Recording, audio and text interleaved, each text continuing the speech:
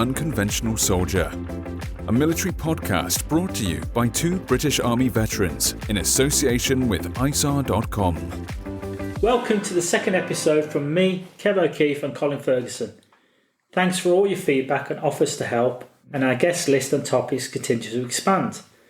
You'll be relieved to know that we will cut back on our acronyms and try and explain some of the military terms and jargon for our non-military listeners. We've called this series The Unconventional Soldier, as unconventional warfare doesn't just belong to special forces. And throughout history, there are many examples of units being raised to conduct specialist operations all over the world. One such unit is 473 Special OP Battery, which was raised in 1982 at the height of the Cold War. The concept of operations involved a stay-behind role in which specially selected teams of 6 men would dig in a large underground shelter known as a mexe.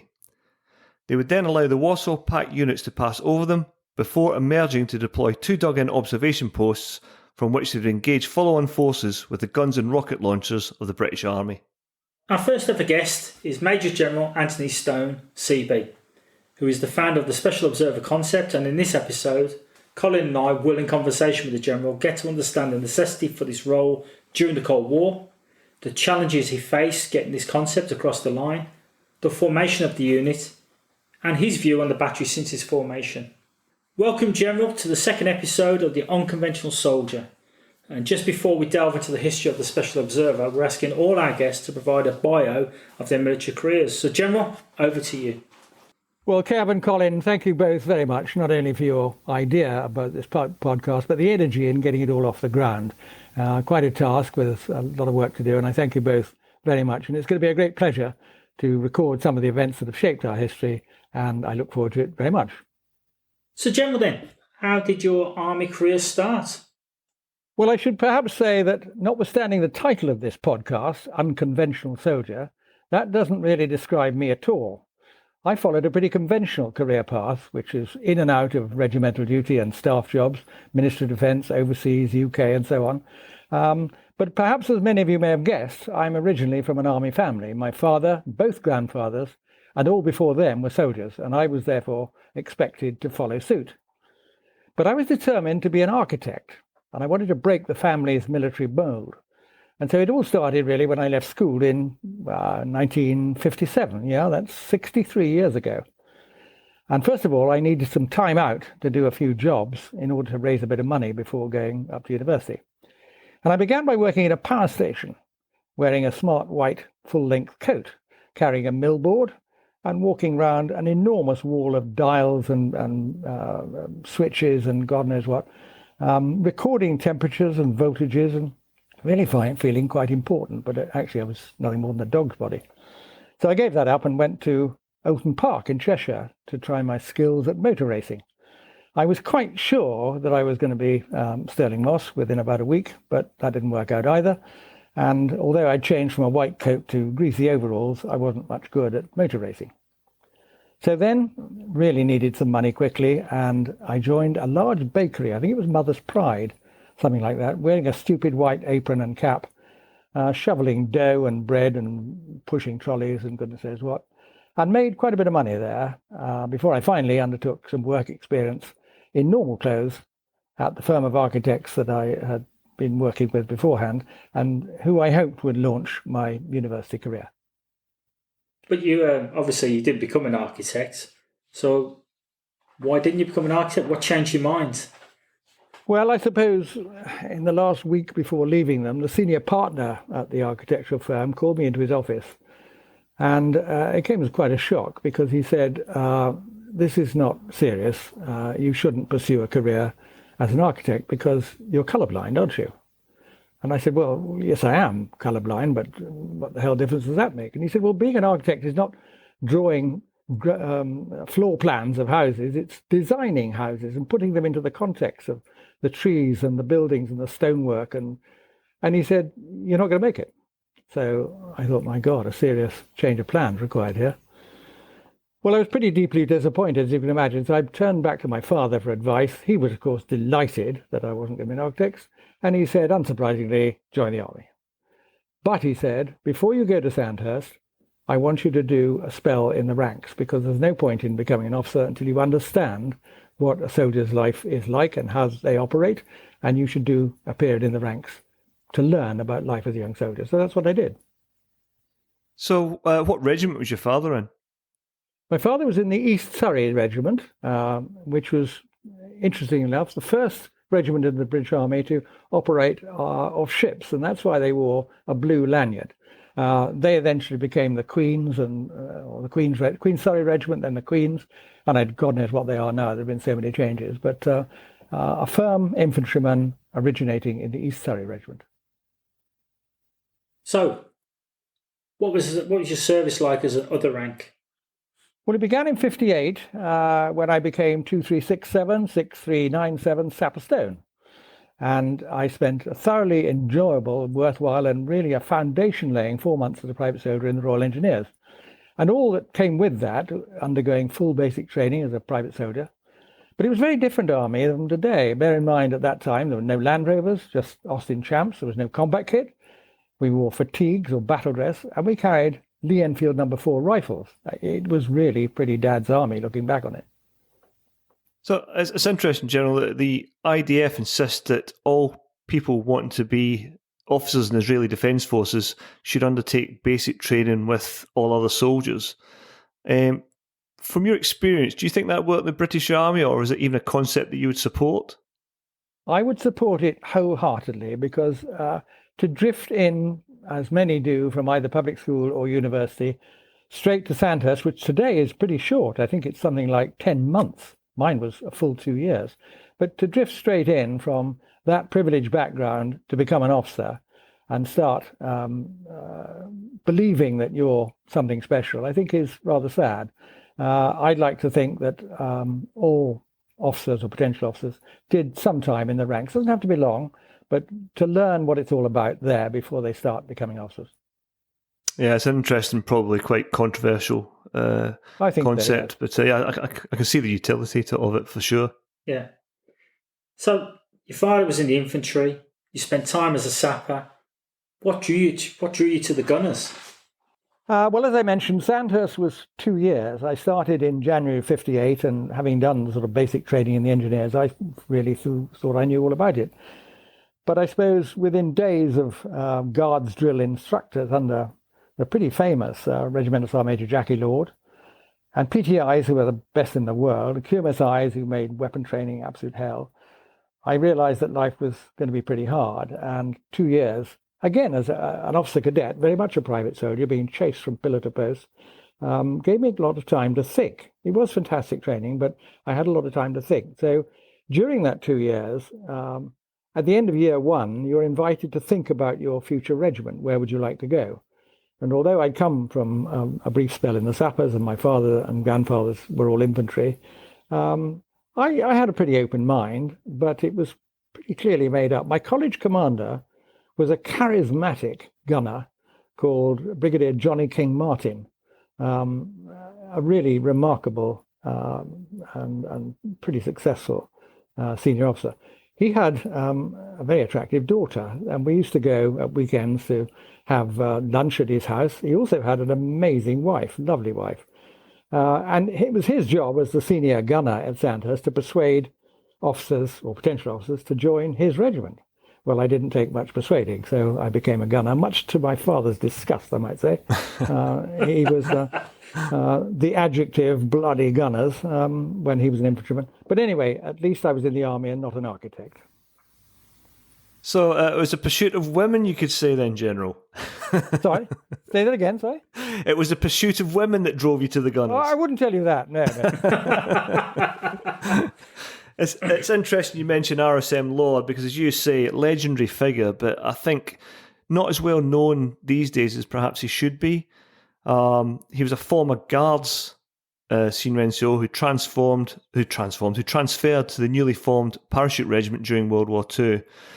And he was the first Regimental Sergeant Major of 3 Para, and post-war was the first Academy Sergeant Major at the Royal Military Academy at Sandhurst.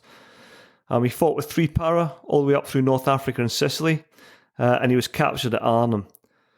From Arnhem, he was sent to Stalag 11B, and when he got there, he found a place that was deep in squalor, and many of the prisoners had been captured round Dunkirk. And reading up on a few things that RSM Lord did, he was obviously a man of intense drive and standards, and through a determined effort, he instilled discipline into the camp and turned it around. For example, he set up proper burial parties, and so much so that the turnout of the prisoners shamed the Germans into improving their own turnout. Another thing he did was that he insisted that German officers were saluted, but with the caveat that the word bollocks was uttered at the same time as the salute was thrown up. And in 1963, he gave a very good talk on discipline and leadership to the academy. One of the things that he said there, that he used to tell the cadets that Jesus Christ may be the Lord above, but he was the Lord on the parade square at Sandhurst. Oh. So obviously a man of deep principle. His lecture in 1963, if you read through it, it still stands. It's a fantastic piece. And I'll put some links on our Facebook page about RSM Lord for people to look at. He was an amazing man. I mean, he was a grenadier. He stood about, 6'2". And one of the other interesting things he did in prisoner of war camp was pull up some floorboards, quite a lot of floorboards, and had them carved into rifles. And he formed a sort of guard of honor with rifles. So not only did they salute the German officers with the word bollocks on the end of it, but they also did arms drill with weapons made out of floorboards. I mean, quite a striking thing to do, but it brought discipline to an otherwise shambolic prisoner of war camp. And by all accounts, the Germans were terrified of him as well. Very hard, yes. So after Sandhurst then, General, and you moved to your first post in the Gunners, what was that like, your new life? Well, straight from Sandhurst, you go to the YO's course, the Young Officers course at Lark Hill. I can't even remember how long it was now, but that again was pretty punishing because you were treated like dirt, which of course you were, one shiny pip on your shoulder, second lieutenant, and some pretty serious assistant instructors of gunnery and gunnery officers, and teaching you all about gunnery, which of course you'd not learned at Sandhurst because that was all arms training, whereas we now got onto the gunner stuff. So I did that on the YS course, then went to my first regiment, which was 21 Medium Regiment up in North Wales, with enormous 5.5-inch medium guns. But I was only there about, a couple of months because the regiment was disbanded. And I was sent, very briefly, to 22 Locating Battery, something with sound-ranging bases and mortar-locating radars, that sort of stuff, which was pretty boring, I have to say. They were in Perham Down. So I volunteered to lead an expedition across North Africa. I was lucky enough to get that, and with a party of soldiers and one other officer, we went out to North Africa to Bir Haleg El Alibra and drove across the desert to the Kufra Oasis, which was 500 miles across the Sahara, in temperatures where you fried your egg on the bonnet of the Land Rover and so on. It was pretty memorable and very character building. We enjoyed it enormously. I remember I had a signal sergeant, and for some reason there was an immensely important football match on while we were in the desert. I'm not a football fan, so I didn't remember what it was. It might have been a World Cup or something. And he used Met balloons and a T-shaped aerial. He put up the Met balloons in the air, attaching wires to them. And right up high in the sky, he put up an aerial and managed to get the football on, I think it was a 19-set radio. Pretty amazing. But that's what signal sergeants can do. And can't escape football in the desert. That's my worst nightmare, that. And, So after your turn, after that expedition, what was next? Well, it's my first tour in 5th Regiment. I spent a lot of time in 5th Regiment, and this was my first tour with them. They were also in Perham Down, and they were an interesting regiment because they were in the Strategic Reserve, as it was called, and they had gun sheds which were packed with an extraordinary selection of gunnery. We had 5.5-inch medium guns, which I was used to, 105mm Abbotts self-propelled guns, old 25-pounders, brand new 105mm pack howitzers, and a few 4.2-inch mortars. And we were supposed to take whatever kit we needed, depending on the operation we were sent to. It was quite remarkable. But as gunners, if you can fire one gun, you can fire them all, given about an hour's drill. So that was that. But it was during my time with 5th that I was selected for posting to 7RHA in Aldershot, and having completed P Company, that wretched subject colour blindness came in once again, and it caught up with me, and I was told that I was medically below standard for airborne forces, so I was facing yet another move. Well, this time, because I was intensely fit at that time, as you might imagine, the CEO of 7 Para said, 17 Training Regiment in Oswestry is the place for you. He knew the CEO well, and all they did up there was physical. It snowed in every week, plenty of potholing, canoeing, rock climbing, abseiling, endless cross-country running in the Brecon Beacons, all good stuff for a young subaltern. And we were training the last of the National Service conscripts who were fading out at that time, and the first of the new regular army professional soldiers. So it was a great tour. And a huge regiment. I mean, I think there were 26 subalterns in the regiment, so you can imagine it was a lot of fun. Well, from there I moved to 40 Regiment in Bulford, and then they moved to Gütersloh before I moved again, this time to 2 Regiment, which was an air defence regiment in Hubelrath, which is near Dusseldorf. And from there we were put on 7 days' notice to move, then 48 hours' notice, and then 24, and below me. Within a week, we were on planes heading out to Malaya and Borneo for the confrontation issue, which was going on between Borneo and Malaysia. But that ended quite quickly before we returned then to Tonfanai in Wales. That was by this time 67. And we were tasked to prepare for and run the Prince of Wales investiture in Carnarvon. So that was quite a race through a number of regiments in a few years, all with remarkably different roles and different tasks to carry out. It's interesting you mentioned Malaya and Borneo, because they are very much those sort of withdrawal from empire campaigns, and both of them quite largely forgotten. But Malaya especially was very influential at the time, especially with America, who copied many of its tactics in Vietnam. For example, the concept of hearts and minds and winning over the locals was developed by the British in Malaya. Likewise, the relocation of the civilian population into protected villages, and actually saw the first use of defoliants such as Agent Orange to deforest and deny areas and supply lines to the insurgent forces. There was also an aerial bombardment campaign very similar to what the Americans did in Vietnam as well. And though these concepts were controversial both in Vietnam and Malaya, they weren't successful in Vietnam as they were for the British for a number of reasons. And also, again, you've got General Frank Kitson's book, Low Intensity Operations, Subversion, Peacekeeping and Insurgency, which has been a hugely influential book throughout the decades as well. And last little nugget for there as well, it's also led to the reformation of 22 SAS in 1950 at the start of the Malaya campaign, because it was disbanded at the end of World War II, and there were over 500 Commonwealth casualties there. So it's after speaking to the General there, it's inspired me to look it up and maybe get a campaign in that book, because it seems quite interesting with all those sort of facts and figures there. It was interesting indeed, but we were, of course, posted out there when the Malaysia operation was over. This was confrontation with Borneo, which was a follow-on operation. But it was interesting. I was going out there with an air defence regiment. It was quite a small regiment, 22 Regiment, 2 batteries only. And we put 1 battery in Singapore and the other battery in Kuching in Borneo. And there was no air threat. So we had absolutely no job to do. I remember in the Singapore battery, we deployed 40-70 air defence guns on the lawn of the British Embassy, which didn't go down awfully well. But across in Borneo, in Kuching, we were issued with 4.2-inch mortars.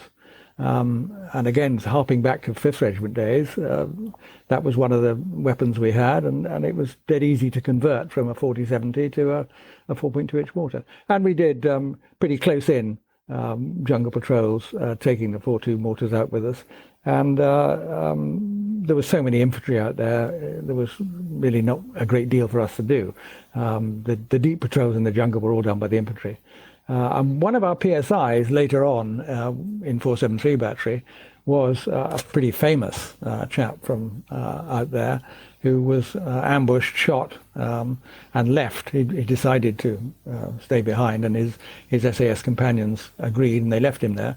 And he crawled for 5 days with bullets in his stomach and managed to get out. A remarkable story. And perhaps we'll come on to him at some other stage. So confrontation ended pretty quickly. The Indonesians gave up in a very short space of time, and it was all over. We retired back to Singapore and up to Tampin in Malaya, and just played golf at the Dunlop rubber clubs, which was rather good fun.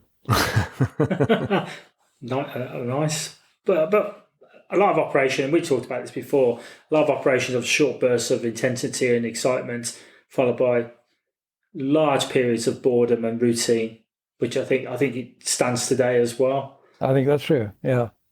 You mentioned obviously you were going to return back for the investiture for the Prince of Wales, because was it your regiment was going to be preparing and running that? That's right. After we left the Far East, we came straight back to a tiny little camp in Tonfanai, near where the Outward Bound School is in Wales, on the coast of Merionethshire.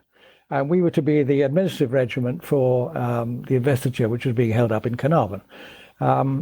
Nobody thought, I suppose, that the road between Tonfanai in Merionethshire and Carnarvon Castle was probably the worst in the world, and it was pretty difficult getting up and back there doing various jobs. But I didn't manage to stay for the investiture because before the investiture took place, I was posted to the Staff College in Camberley for a 2-year stint there, and so I missed the investiture completely.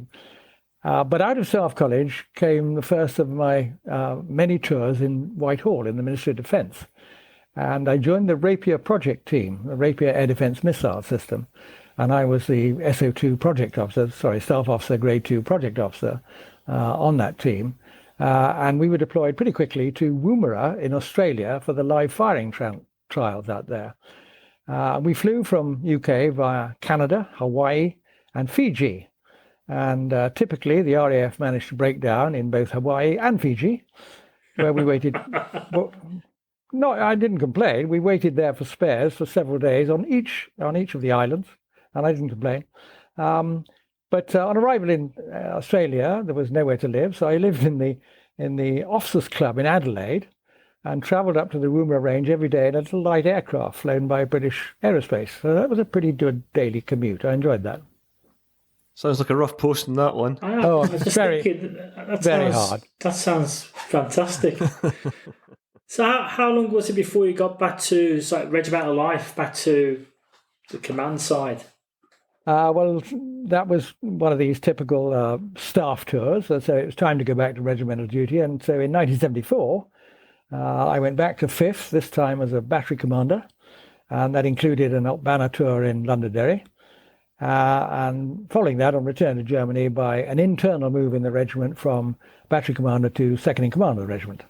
And then after I completed that tour, it was back again to the Ministry of Defence, this time in the Staff Duties branch, sort of reading and going through briefs day after day after day for 2 years.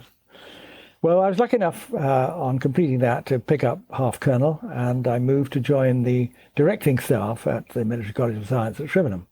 And I spent a couple of years there before I moved back to 5th Regiment again, this time as commanding officer. By now it was 1980, and I took over command of the regiment in the Grand Central Hotel in Belfast, where the regiment was on yet another banner tour from Hildesheim. And it was here, of course, in Hildesheim, that the Special OP stories began. But more of that later, I suppose. So it's interesting that Kev and I both completed separate operational tours of Londonderry in the late 1980s, and back in the late 1980s it was a very demanding and hostile environment. What was it like a few years after Bloody Sunday in 1972 in the tour that you did? Well, 74, the first tour, was pretty quiet. We were living in Hawkins Street Police Station in the Fountains Estate, and really patrolling in the Bogside and the Cregan and the city centre, the Diamond. We had riots, minor riots, very often led by women in the centre of Derry in the Diamond, and we had a few shootings, a few bombs. The Chinese restaurant in the centre of Derry seemed to be picked up about once a fortnight, and I remember the last time we'd had about 3 bombs there, and the last time there was a skip outside which was collecting the rubbish from previous bombings. And somebody reported at the top of the skip that in the top of the skip there was a cardboard box with wires. And my battery sergeant major was ex-29 commando, and he and I went up to the square to have a look, see what was going on. And he said, "There it is, Colonel. You can see it at the top. There's a cardboard box with wires coming out." And I said, "Yeah, let's call in ATO and have a look." No. He said, "It's a hoax." I said, "How do you know that?" He said, "Well, I can tell by the wires." So I said, "Come on then, let's go a bit closer and have a look." So we went a bit closer, and he said, "It's definitely a hoax." So I said, "I still think we should call ATO." No. He said, with that, he leapt into the top of the skip and pulled the wires out of this box. And he said, "I told you I was right." So we got away with that. Lucky. Were you backing away at that moment when you started to pull? Sort of, yeah. Right. So that was, I suppose, back to the proper soldiering bit. What else? Back to Whitehall again after that, I think. I finished then in 5th and went back to Whitehall in the concepts team this time, doing sort of fascinating work on a range of or future tri-service ideas, one of which was the tilt-rotor Osprey, wonderful plane, I thought, and we never got it for some reason. Another was the early drones, and the third was the Hercules replacement, which, considering that was back in about, God knows, the early 80s, I was astonished to see that the A400M, as it now is, didn't come into service until pretty recently, really. So it takes a long time. Well, after that, I picked up full colonel and moved back to Military College of Science as the Director of Studies, which was another good tour and a place which I was pretty familiar with. It's a shame about the Osprey. I mean, I was on it a few times in Afghan when I was a civil servant. Absolutely fantastic bit of kit because the US Marines were in direct support, and it's definitely one of their best bits of kit. Great aircraft, yeah. Brilliant, absolutely. What a concept as well. It could move really quickly. You know, you could had a very difficult bringing into service, or lots of accidents initially. Yeah. And incredibly expensive. Yeah, but so versatile and fast. I mean, once you took off, and then it obviously tilted its wings and became a propeller aircraft. It could really push around the AO really quickly. It was a fantastic piece of kit. So clearly, there's a pattern beginning, obviously, with equipment and weapons and a projects officer. Was that the direction you wanted to go down? Well, to a certain extent, yes. I was fascinated by equipment and all the technical aspects of it. And it was therefore a pretty nice surprise when I was promoted to brigadier to follow that progression and to become the MOD's Director of Operation Requirements, DOR, Doorland 2, as it was known. And here I was responsible, amongst many other future equipments, for finalizing the operation requirements. We used to write them in that branch to write exactly what the user wanted for the future. And I finalized the operation requirements for Challenger 2, Warrior, AS-90, and MLRS, all systems which, interesting enough, I became involved with later on the procurement side. Well, after the big stuff, I moved on to the smaller equipment as Director Light Weapons, where among a mass of interesting projects, including a lot of stuff for Northern Ireland and for Special Forces, I undertook all the trials for SA-80, controversial weapon. I did the cold trials in Alaska, as Norway was by that time too warm. We did the hot wet in Darwin in Australia and the hot dry trials in Oman. And it was trialled pretty well.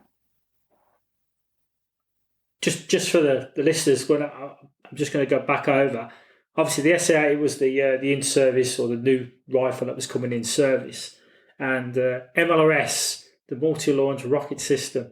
Because one of our many comments we've had is some of our listeners are non-military and are trying to understand some of the things that we're trying to tell them.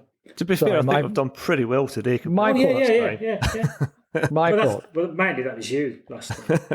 Well, AS-90 was our artillery systems for the 90s gun, 155mm self-propelled gun, which we got in the 90s. So you were still a few years away from retirement.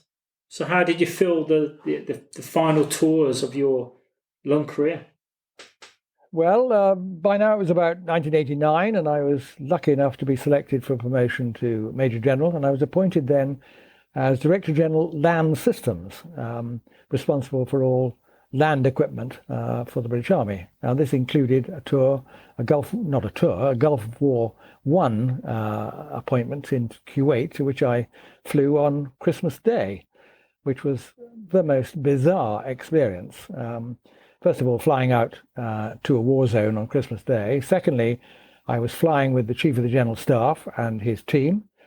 And thirdly, we were first class in the front of a jumbo jet, a British Airways jumbo jet. There was no RAF flight available. And sitting in about 8 of us, maybe 10, in the front end of a jumbo with all that entailed. I mean, magnificent front end of an aircraft. We were in combat kit, and we travelled out with all the lovely food. We didn't get the glass of champagne, I might add.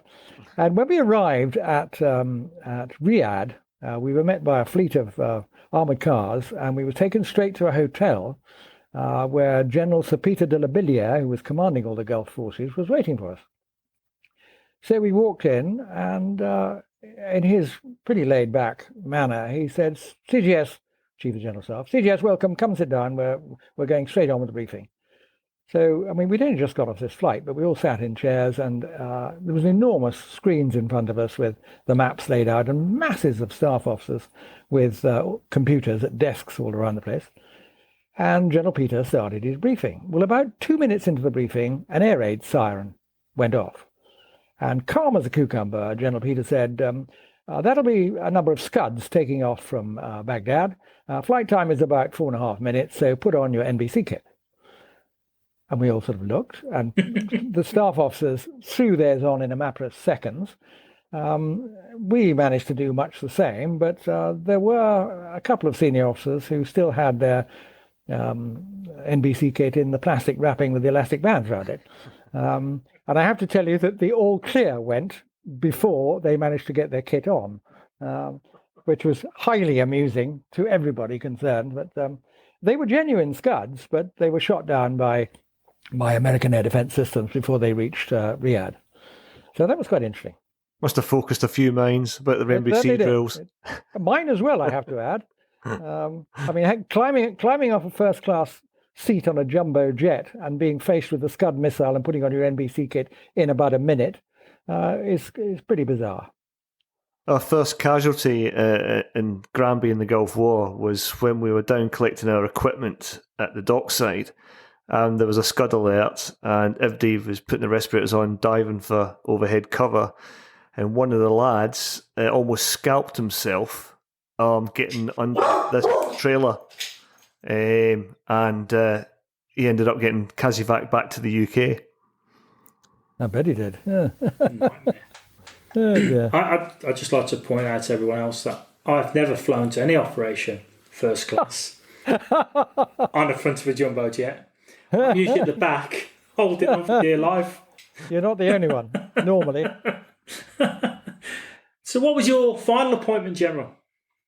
Well, it was a thing called VMGO, the Vice Master General of the Ordnance, which was renamed pretty quickly as DGLFS, Director General Land Fighting Systems, which embraced any system from any of the services which was going to be used on the ground as opposed to on board ship or in an aircraft. So DGLFS, Director General Land Fighting Systems, was my last appointment. Again, Ministry of Defence. And the first challenge that hit me was to appear before the House of Commons Defence Committee. You see it on television these days, a sort of horseshoe-shaped desk with MPs sitting all around it, and a desk in front where there's the witness being intimidated. And I faced some pretty vitriolic questioning on SA-80s, that's small arms for the 80, the rifle, on its fitness for service. But as you heard earlier, I was the program director. I'd done all the trials. And during the Gulf War, I'd visited the Staffordshire Regiment in a base, I had a peculiar name, I can't remember, just south of Kuwait, where they were sharpening up just before crossing the border into Kuwait when we pushed Saddam out. But it was very interesting. The Staffordshire Regiment were complaining bitterly about the SA-80 and how the thing was jamming every time they fired it. So I went to their training range, and sure enough, after about 3 or 4 rounds, the SA-80s were jamming. And I couldn't understand it because it just didn't seem right.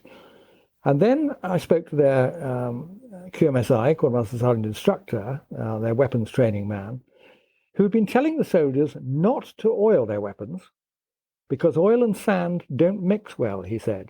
And of course, he's quite right. Oil and sand don't mix well. But he'd been brought up years ago on the old Lee Enfield number 4. And they had, well, none of you listening probably will remember, but they had pretty slack moving parts. They rattled up and down the breech, and there was plenty of space for sand to get in there. And so oil was not used then. But the SA-80 was altogether different. It was a fine tolerance, cleverly manufactured weapon, and there was minimum spacing, if you like, between the sliding parts. The space between the parts that moved up and down the breech is even smaller than a grain of sand. So naturally, these 2 blocks of metal would expand in the heat, which would make the sliding parts even tighter. It was therefore very important to put oil in there to make them move backwards and forwards. If you didn't, they would jam. So, problem solved. We ordered that the SA-80s were to be oiled, notwithstanding the QMSI's advice, and the SA-80s worked perfectly. But of course, they'd already attracted a bad press. And it's very difficult, once you've got a bad press, to get over that. I remember taking a parade inspection one day on a square in Catterick or somewhere, and I asked the soldier what he thought of SA-80. Rubbish, he replied. The magazine keeps falling off and other bits to it. It's absolutely hopeless. I told him that I found that story pretty strange, so I asked him, much to the horror of his company commander, who was accompanying me round, I said, hold out your rifle in front of you and drop it onto the parade ground. Well, he looked aghast, but he complied. It bounced and nothing fell off. So I said, do it again. And again he dropped the SA-80, and again nothing fell off. And I said, have I not made my point? I simply don't believe your story. All you're doing is picking up the bad press which the poor rifle has got. So there it was. So I retired in 1995 after almost 40 years service, although by this time I'd already become the Honorary Colonel of 5th Regiment, a post I was fortunate enough to have for 18 years, the longest serving Honorary Colonel in the Gunners, I think. And I thoroughly enjoyed every minute of it. It's funny you mentioned about the issues on up Granby in the desert, because I remember that confusion there about whether the weapon should be left dry, should be left oiled. And in the end, the oil solution was the one that worked and certainly reduced the stoppages. And certainly the A2 version of the SA, after its makeover by Heckler and Koch, made significant improvements. I don't think this is a well-loved weapon, but I think other weapon systems have had similar introduction problems, and the M16 had a really hellish introduction over in Vietnam. It was issued with no cleaning kits or maintenance manuals. The soldiers and Marines over there were told it was a self-cleaning weapon. And there's a number of US Marine Corps and Army after-action reports made for some shocking reading, with dead Marines and soldiers found with weapon field strips. They're desperately trying to clean it. Likewise, they turned it round, and you see the M16 now, and many its derivatives have developed into a respected rifle used by many SF units. Yeah. So I think the SA-80, well, not in that league. I mean, I never used it in Afghanistan because I didn't serve in Afghanistan, but I don't know what the lads who've served in Afghanistan thought of it after its after its makeover. Perhaps we can ask somebody later on in the series. Good. Yeah, I imagine though, I mean, when we moved from the number 4, the Lee Enfield number 4 to the SLR, there'd have been some old and bold saying that this was not the right move, even though the SLR was obviously a superior rifle, especially for the 20th century. I think with weapons, everyone looks at other nations with weapon envy, thinking they've got a better system. There's a little bit of that, I think. Well, originally, of course, we wanted to go, when we were replacing the SLR, we wanted to go to the smallest caliber possible. And the wisdom of the day was 4.85 millimeters rather than 5.56. But interestingly, the capillary action of water, particularly water in a barrel, means that if you're down to a caliber of 4.85 millimeters, a globule of water will not flow down the barrel. It sticks to both sides, And you could end up, if your weapon is wet, you could end up with water in the barrel, which you cannot remove unless you shake the barrel or unless you fire a round. And of course, if you fire a round, there's every possibility the thing will burst. So 4.85 was ruled out, and we moved up to 5.56. I shouldn't be saying this. I'm a gunner, not an infantryman. So in 2022, we'll be celebrating the 40th anniversary of the founding of the Special OPs. What we'd like to do in this section is explore the origins of this organisation, how and why you set it up, and generally to hear your thoughts about its role today, compared with how it was at the beginning. Well, casting back to when I became commanding officer of 5th Regiment in 1980, the regiment was at that time stationed in Hildesheim in West Germany, in the foothills of the Harz Mountains and close to the IGB, the inner German border, or Iron Curtain, as it was also known. Churchill, you will recall, christened it the Iron Curtain just after the Second World War. And it ran for something like 4,000 miles, if you take the bit up between Finland and the west, and then down around Greece. I mean, it sealed off the whole of the eastern side, the communist side of Europe from the west. Well, 1980 then, we were at the height of that so-called Cold War between the West and the Warsaw Pact communist Eastern Europe, that's to say the USSR, the Union of Soviet Socialist Republics, which is essentially Russia and its satellite countries. Now, the closest of them was East Germany, just the other side of that Iron Curtain. And the regiment at the time, 5th Regiment at the time, was pretty large, about 650 strong. It was the Corps General Support Artillery Regiment, and it consisted of 4 batteries, 18 battery, K, P, and Q batteries, each of which had 6 M107 self-propelled guns, American guns. So a complement of 24 very powerful guns with a huge range and a devastating impact. And we, of course, were the furthest forward artillery of the 1st British Corps, which was then part of the Northern Army Group facing the Warsaw Pact. It's interesting as well about how I don't think people appreciate the size of the British Army back then in sort of the 80s. I mean, the Army as a whole was 155,000 strong, and I think it's about 80,000 these days. Yeah. And there was 55,000 soldiers in Germany alone in the British Army of the Rhine over there. Tactical nuclear weapons were held by 50 Missile Regiment in the Royal Artillery, and also each of the gun batteries, the longer range guns, had a gun that was equipped to fire nuclear shells. So a very different setup to what we have today. And in essence, if I recall rightly, and generally you might correct me here, there was about 3 British divisions that would face 3rd Shock Army, which had 4 tank divisions and a motor rifle division. Well, we could produce 4 divisions on the day, but essentially it was 3 to start with, yes. Yeah. So amazing. So, Gemma, tell me a little bit more about the regiment and how it hoped to take on this task. Well, sitting in Hildesheim, our role at that time was to deploy to forward gun positions, that's further east from Hildesheim, closer to the IGB, the inner German border, facing east with the aim of engaging the expected enemy armoured onslaught, which would signal the beginning, essentially, of World War III. Now, the enemy was comprised of the Warsaw Pact's 3rd Shock Army, which was expected to cross that Iron Curtain at the outbreak of the war and race westwards for the Channel ports. And we believed it consists of many armoured divisions of massed tanks, mostly Russian, but also East German tanks, and it was a pretty formidable force, which in reality we had little hope of defeating conventionally. Our aim, therefore, was to delay this attack as part of the North Act defence for 7 days, so as to allow international negotiations to take place in the hope of reducing the possibility of all-out nuclear war beginning. So, looking at acquiring and observing targets, how did you envisage that at the time? Well, I'll come on to that later, but a little bit more about how the regiment hoped to take on the threat first. The 24 guns were a formidable force. I mean, each gun weighed about 30 tons when fully laden, and it had a barrel which is some 35 feet or 10 meters long. The guns had a maximum range of 40 kilometers, firing a 68 kilogram shell. That's 10 stone in old money, a huge shell.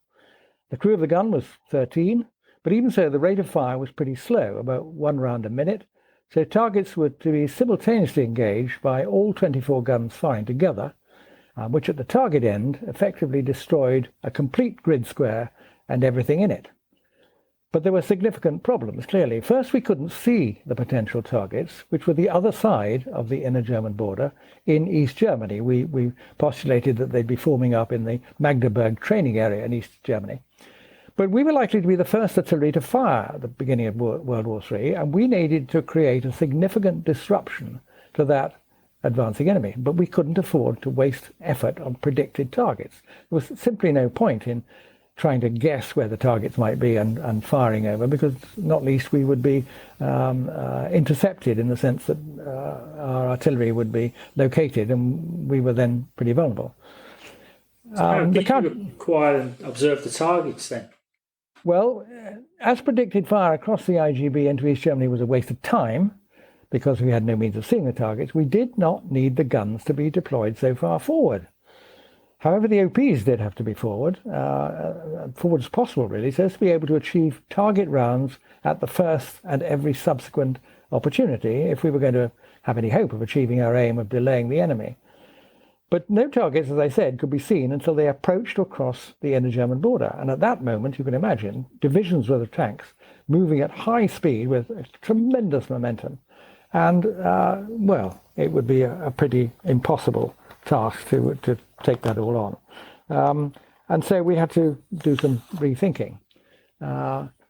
We couldn't really stop them with mines, air power, any other delaying tactic. We could only really engage them with guns.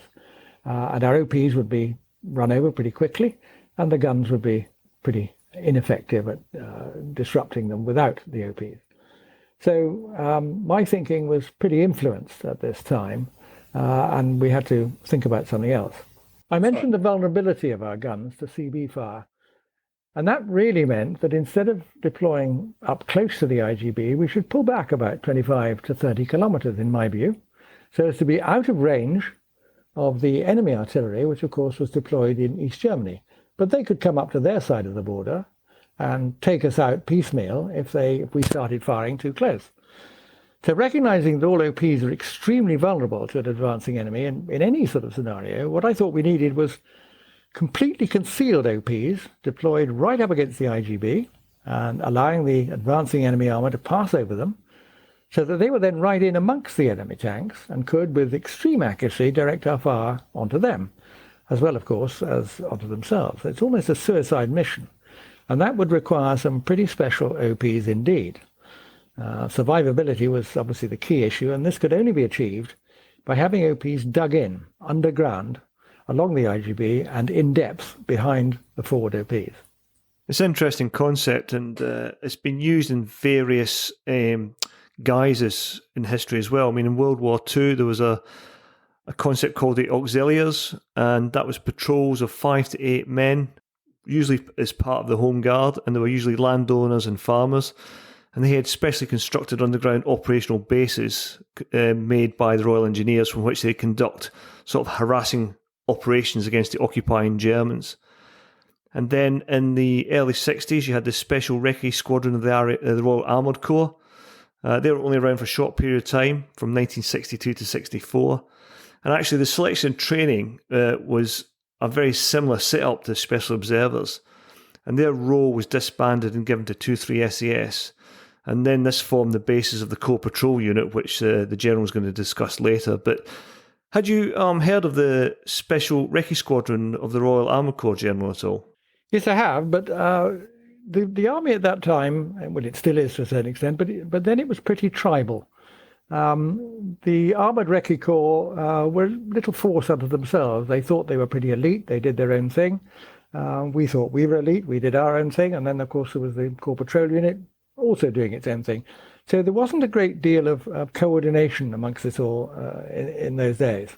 The stay-behind role, it's a radical suggestion at the peak of the Cold War. How did you present the concept to the chain of command? Well, my original thoughts were a bit off the wall in the sense that I was flying in the face of a pretty well-established Northern Army Group and certainly 1st British Corps concept of operations. So I had to write a military paper, convert it into a workable argument that would stand scrutiny. And so I did all that as commanding officer of 5th. But I was, as I mentioned right at the beginning, the core artillery regiment. And so I felt a certain responsibility in that role. So I presented my paper to the corps commander at the time, a lovely man, interesting man called General Sir Nigel Bagnall. He was a fiery, red-headed cavalryman. He had a very, very short fuse. And I was sent for, and he pulled me into the office. No coffee, but a fairly intense interview. And quite a lot of questions, but he thought the idea was sound. And in the end, much to my surprise, he simply said, "Right, get on with it." So there it was. He didn't consult his staff. He didn't have the paper sent round to be discussed with anybody. He said, "Get on with it." So that's what we did. So at that time, though, if I'm right, one of the batteries was being taken away from 5 Regiment, obviously reducing the number of guns and firepower.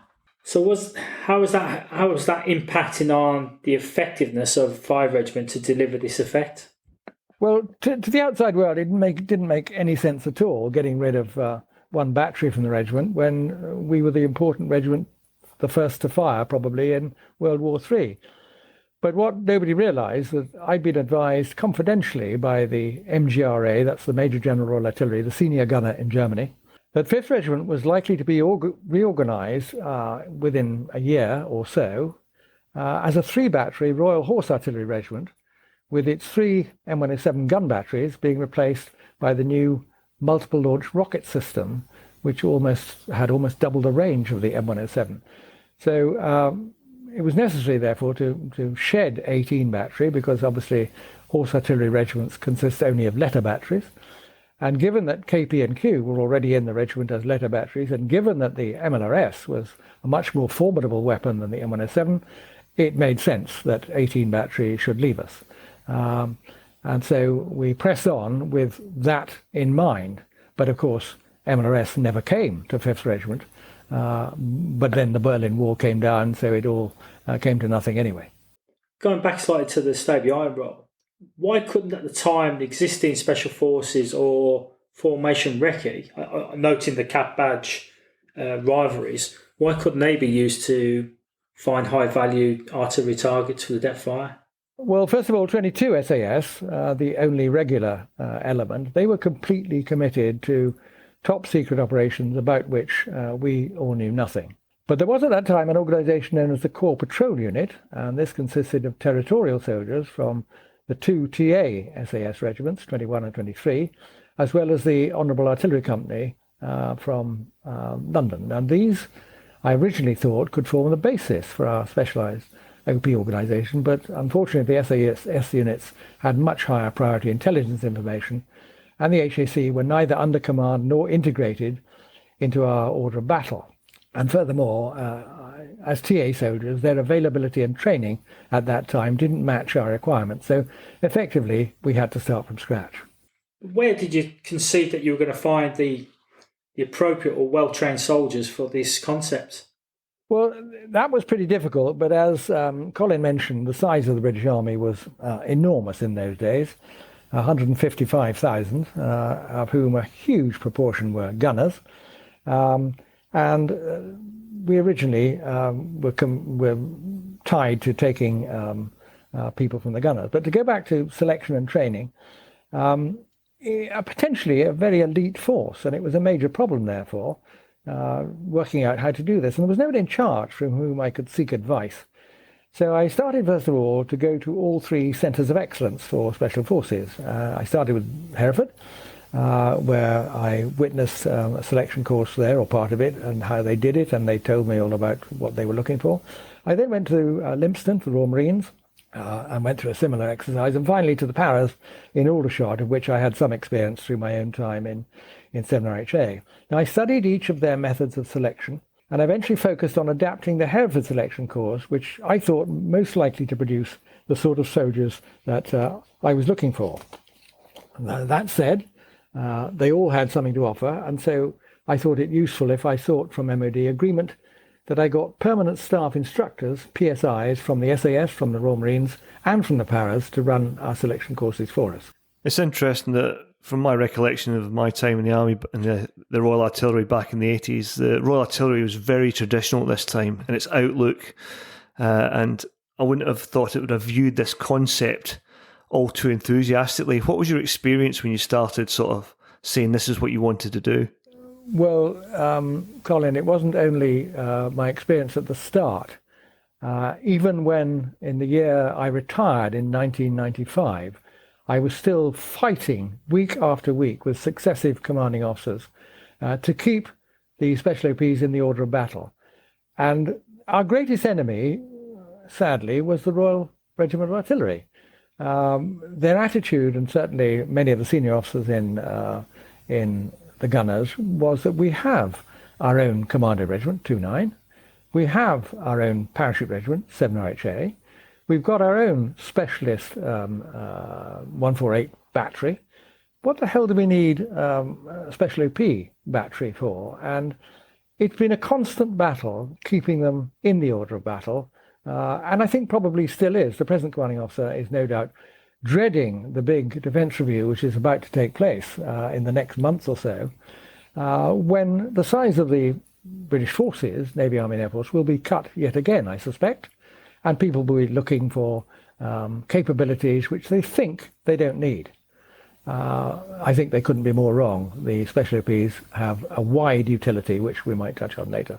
Yeah, I certainly agree. I hate that phrase, punches above your weight, because it's often used out of context, but I think certainly value for money has always been delivered by the Special Observers, and we'll touch on that in future episodes, because pretty much been involved in every major land operation since conception. So, looking at the stay behind role, the Special Observer soldier, what was you looking for from the volunteers? For the stay behind role at that time, which was, like, as you say, was hugely dangerous. Well, the qualities I believe our volunteers would need, and all of them incidentally had to be fully trained soldiers with some experience under their belt before they started, the qualities I believe they need were first and foremost absolute dedication, a commitment to the task that wouldn't falter. Then determination and self-belief. You've got to really understand what you're capable of and what you're not capable of, but self-belief is very important. The ability to work in a small and close-knit team, and recognizing that the expertise was shared across the team and not necessarily held by every member. So you needed mutual respect in each other's ability, regardless of rank. It must be quite clear by the commander of a 6-man patrol that his most junior soldier might have some particular skill which none of the others had, and so great respect had to be acknowledged for the skill that individual might have. And then a professionalism that guaranteed self-discipline of the highest standard. I mean, all in all, not much to ask, really. And I think, to be fair, those qualities are probably still stand today, and I think any young soldier in 473 Battery today could identify with those qualities even now. Yeah. I recall, I think it was probably course number 1 back in Hildesheim. One of the PSIs responsible for writing the joining instructions to send out to potential OPs, he said, we must give a reporting time on the sports field in Hildesheim of 09:43 hours.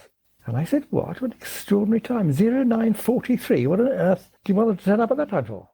Well, he replied, if they turn up at 09:40 or 09:45, they clearly didn't read the bloody instruction and they're not what we want. So, fair comment, I suppose. I mean, in later episodes, we are going to cover the initial selection, course 1, and the training. And then in future episodes, we're also going to bring the battery in to talk about the current course as well. But what were your thoughts on the content of the first courses? Well, as we've alluded to throughout this chat, these people had to be pretty special indeed. So after initial selection, the selection course which got them past the first hurdle, we would need a continuation course, quite a long one, which had to include specialist skills such as escape and evasion, resistance to interrogation, advanced fieldcraft, specialist high-frequency communications, advanced medical skills, and really a host of other top-class qualifications for soldiers from whom a very great deal was going to be expected. And as you suggest, these will be covered in detail by other guests, so I won't dwell on the course itself. Better these details from someone who actually took part in the course and survived it, and some of those you'll be talking to later, I'm sure. Yeah, Colin and I remember selection well. It's ingrained, I think, in everybody who completes the course. But where was you expecting to get the initial soldiers from? Well, as I mentioned earlier, initially we could only seek volunteers from within the gunners, and although there were a lot of gunners around, we did have competition. 7RHA wanted potential parachutists, 29 Commando wanted potential Marines, and 148 Battery wanted a mixture of both. And they were, of course, all well-established and well-known organizations in the Army. And we, of course, were a fairly secret organization. We weren't able to advertise. So it was hellish difficult and a real struggle to be able to look for people. We couldn't produce banners and advertisements and things in magazines saying what we were. We just had to do it by word of mouth. And so it was pretty hard. But over time, we were uniquely, in the British Army, permitted to recruit from all Army units and eventually from the Royal Navy and the Royal Air Force too, provided they had the necessary aptitude and drive. And all of them were required to change their cap badge. And so following selection course number 1, what was initially called the Stay Behind Special OP Troop was born, and that was effectively concealed within the regiment's headquarter battery as a covert subunit. And the only real sign of our existence was a small OP triangle awarded on successful completion of the course and worn on the arm of all sets of uniform that Special OPs had. And really only the sharp-eyed or inquisitive would notice that the dot within the OP triangle is displaced upwards so as to distinguish it from a rather ordinary OP. I remember when I turned up in 89, we had some specialist kit, but we didn't have a lot of specialist equipment.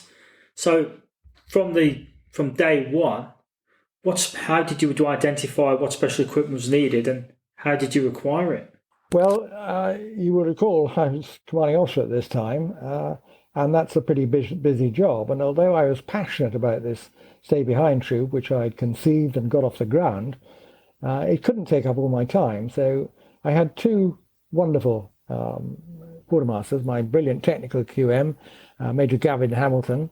Although he didn't understand the little outfit he was trying to equip, he was a great marathon runner, extremely fit and single-minded individual who really took the lead in begging, borrowing and stealing whatever he could find for this small unit. And the Mexe shelter, I don't know where it came from or how he got hold of it, but it was really home from home. But digging it in was a problem, and so another sharp-eyed individual might spot that the rear wheel of the Land Rovers had a sort of thing sticking out on the hub, which was a sort of mini winch, which enabled the winch to go down into the deep holes in which the Mexe were sited, and so get out all the earth. And eventually we got a mini JCB, which fitted into a half-ton trailer, a remarkable bit of kit, which was designed at the outset, I understand, for putting swimming pools into smart houses in London, which only had a front door. So this mini JCB had to go through the front door into the back garden to do all the digging. Well, somebody discovered this, and we eventually had them for the Special OPs. But ironically, some of the Mexes, if you got the location wrong, could have a little indoor swimming pool unintentionally in the bottom of it as well. Yeah, I'm sure. yeah. Swimming was definitely a requirement. Yeah, so there we are. But the other side, the very other strange equipment we had, deodorizers, special ration packs, disposable waste bags. That was my other talented principal quartermaster, David Thomas, who was also wonderful. I'm a bit thin on detail there because having got this thing off the ground and the selection course running, PSIs in place, and so on, I handed over all the running of that to other people, not least the chap running the courses. I think there wasn't actually, Kev will back me up on this, but when you turned up and passed the selection course, there actually wasn't that much special equipment. It tended to be kit that was in use and nothing really specific to us. That's right, yeah. But for a young soldier turning up there at that time, the main freedoms you got were the ability to wear more or less, much to the chagrin of quite a few RSMs, what equipment is, like smocks, jungle trousers, your belt kit the way you wanted it. Yeah. And perhaps the only bit of sort of specialist weaponry we had was the silenced SMG, which if you fired too quickly, you had to put a woolly hat round the suppressor because otherwise your hand would get burnt. Yeah, I think on the equipment side, I think most equipment was across the British Army, but what we had the ability or seemed to have was we were taking equipment from other CAP badges or the units which were using it in one type of role, putting it all together for our Pacific role, and we had the ability to make it work, to adapt make it work, and have a bit of agility with thinking. But it's interesting thinking back to those original days and looking at the battery now and the equipment it's got. It's absolutely unbelievable. Oh yeah, absolutely fantastic some of the stuff now. Best equipment in the world today. Yeah. It's and that's why back then battery soldiers looked quite a bit different to the contemporaries. But it's a measure of how good the equipment is these days that patrol soldiers from 473 don't look that different from the contemporaries in a gun battery, really. A lot of it is very similar. It's because the equipment is that good. But interestingly, General, you talked about all the digging in, and on our Facebook page, we've got a sequence of photographs that shows you how a mexe was dug in, and the sheer size of it was about 15 feet deep. It dispelled a lot of spoil. But bearing in mind the contemporary environment we work in with casualty risk aversion and even the health and safety culture we have these days, do you think the stay behind concept would even get off the paper in this day and age? Probably not, no. It's very interesting to think what might happen if you tried to do that today. I think the concept of a mexe is probably unlikely to be the primary thought that people would adopt today, and there would be much more in the way of electronics. But I think it's important to realize the unique ability of an individual soldier in this surveillance and acquisition business, and we might touch on that perhaps later on. So, since the concept, since the Cold War, how have things changed? How relevant is the old role in today's world? And with the subsequent new skills that the battery holds? Well, I think the Balkans, Iraq and Afghanistan had a very significant impact on the utility of special OPs, and they continued to develop all through those campaigns, improving in terms of their role, their equipment, and enlarging people's thought processes and what these soldiers were capable of. Their particular skills were extremely available, and they were extremely valuable and not really available from any other part of the army. But those particular wars, Balkans, Iraq and Afghanistan, are probably going to be covered by some of your guest OPs who actually took part in them, so I won't comment there. Suffice to say that I think the important point to keep hold of is that it is the eyes, the ears, the experience, and the instant decision-making ability of a specially trained OP soldier that are second to none in the process of high-quality surveillance and target decision. This man in the loop, and not a man in the loop on a radio or on some vision equipment through a UAV, but somebody who's actually there on the ground. Real-time intelligence and accurate identification provided by such soldiers are vital if you want surveillance missions and precision targets to be carried out properly. And certainly while collateral damage is to be avoided, even modern technology can't be relied on to achieve that. In warfare which today is conducted within areas filled with non-combatant personnel. You need the man on the ground very, very close to the action. And as I say, the required results can only really be achieved by soldiers who are able to carry out that role while deployed very close to their targets and are able, with eyes on, to prosecute or abort their mission at the very last minute. And it follows, as I see it, that special OPs will remain very much in demand for a wide range of extremely difficult and unconventional missions for the foreseeable future, and I wish them well. Gerald, thank you for your time this afternoon and for sharing your experiences with us and our listeners. And before we close, as part of our new closing element, we have Desert Island Ditz with a military twist.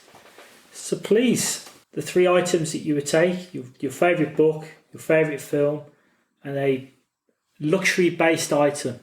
Right. Well, taking the book first, I'd really go for Red Notice, the story of Bill Browder. True story, which, if none of you have heard of him, He was the founder and chief executive of Hermitage Capital Management, a sort of foreign investor company in Russia. And I think I choose that book because it covers three qualities which are required of a special OP. And the first is bravery. Bill Browder was an he's still alive. There's a red notice out for him. He's in hiding in England. And the KGB or its successors, the FSB, are still looking for him. And a red notice means that he could be arrested at any time, taken back to Russia and executed, as was his lawyer, Sergei Magnitsky. And there is even a Magnitsky law, which talks about confiscating assets that oligarchs and people have. So bravery is first. Bill Browder is an extremely brave man, and bravery is a fundamental requirement of special OPs. The second is self-belief. Bill Browder believed in everything he was doing. He was determined that as Putin was his enemy, he was going to beat him. And to all extent and purposes, he has done so throughout his career. He hasn't deposed, obviously, Putin, but he's got Putin on the back foot in that he, Bill Browder, has survived through sheer self-belief in his work in uncovering the corruption in Russia. And the third element is trust. Bill Browder had a very close team around him, and he trusted them implicitly, and they never let him down.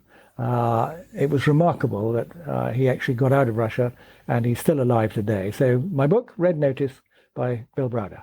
Very interesting that, and as well, when you think about the reach that Putin's got with what happened in Salisbury with the Novichok incident, and the fact that he's still being hunted now, it's must be a very tenuous existence for that man. Very hard. I don't know how he survives. But he does, and he's still continuing. I mean, he appears on television. I saw him on television last week, still criticizing Putin and all that Putin represents. He was in some secret location, but remarkable. A brave man, self-belief, and very trustworthy. Film general. Well, this is going back a long way. 1955. And the film is The Dam Busters. And again, there are three particular qualities in that film which pick up qualities which I like to think the special OPs have. And the first is unconventional thinking. Pretty unconventional, if you like, to design a bomb which is going to bounce across the top of a reservoir and eventually hit the dam, sink, and blow up. I mean, that is remarkable thinking, off-the-wall thinking, lateral thinking of an extreme kind. A second unconventional thought process which emerged was, you will recall that the Lancasters flying over the dam had great difficulty flying at an exact height above the water, which they needed to be if the bouncing bombs were to bounce properly to reach their target. Now, the altimeter didn't work awfully well up in the mountains around where those lakes were.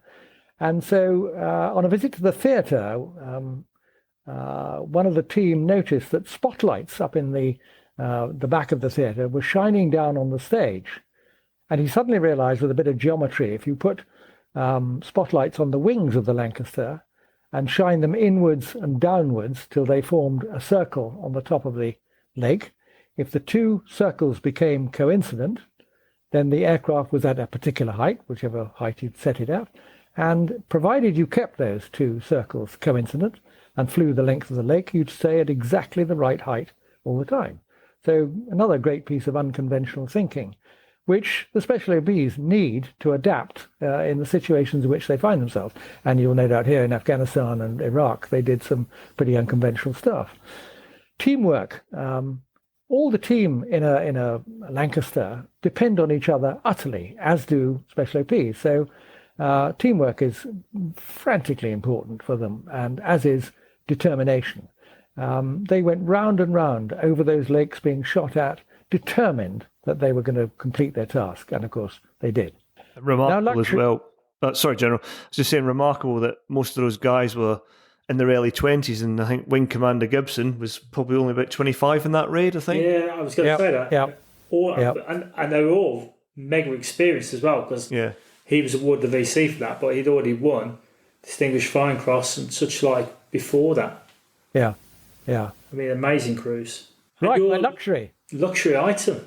Well, this really hops around the Brecon Beacons, well known to all special OPs. The number of times they've walked over them, run over them, climbed them, myself included. The Brecon Beacons have a special place in our life, if you like. What is not largely known is at the southern end of the Brecon Beacons there is a tiny village called Penderyn. And in Penderyn there is a still in which they brew single malt Welsh whiskey. Now, I know Colin, being a Scotsman, is probably likely to be offended by this, but that's my luxury. And again, it reminds me of three features of special OP life. The first being self-discipline. Going across the Brecon Beacons requires a huge amount of self-discipline, not only in believing in yourself on the route, taking into account the weather, understanding your limitations, and only doing what you're capable of doing, rather than driving yourself into the ground and failing to complete whatever it is. And that, of course, requires patience as well. You climb one peak of the beacons and there's another one facing you, and then another. So you need enormous patience to get to the end. But when you do get to the end, particularly if you're walking south, you come across the reward of Penderyn in the tiny village where you can have your single malt. So that's it. Even as a sceptical Scotsman, General, I will look forward to sharing a hit flask with you at the Cenotaph in November. I look forward to that too, Kevin. Yeah. Thank you. Sounds good. Thank you very much, General.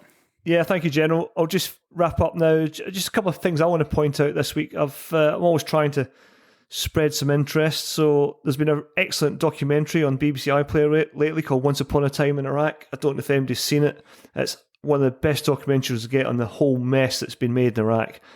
And some of the Iraqi civilians, the journalists appearing on it, some remarkable interviews. It's on BBC iPlayer. If you get a chance to see it, have a look at that.